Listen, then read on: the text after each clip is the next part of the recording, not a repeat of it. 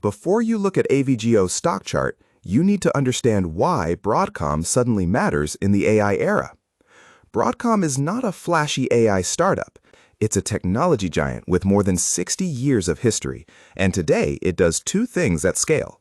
It builds semiconductors, and it sells infrastructure software. Semiconductors are the tiny parts that process and move data. Infrastructure software is the behind-the-scenes system companies use to run servers, private clouds, and security.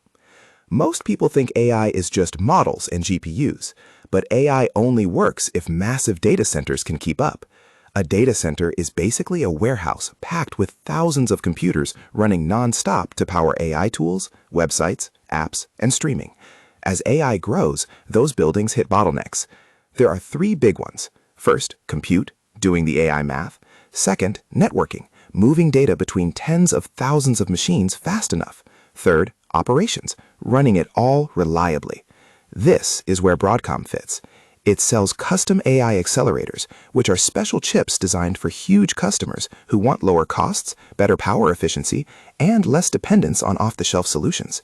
And it sells Ethernet switching chips, which act like traffic controllers, making sure data doesn't jam up as it moves between servers. If the network slows down, expensive AI chips sit idle. Broadcom also owns VMware, which matters because companies don't just buy hardware. They need software to manage private clouds, deploy AI internally, and keep systems secure. Software is recurring and sticky, which investors turn to like. That positioning is why investors are paying attention. In its latest quarter, Broadcom reported record revenue of $22.2 billion, with AI semiconductor revenue up 143% from a year earlier. So who might watch AVGO?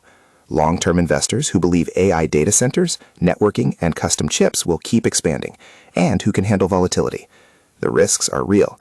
AI expectations are sky high. Competitors like Marvell are chasing the same customers, and a few big buyers can change spending quickly. So the real question is simple. Is Broadcom becoming the quiet backbone of AI, or has Wall Street already priced in the excitement? I am not a financial advisor, and this is not financial advice.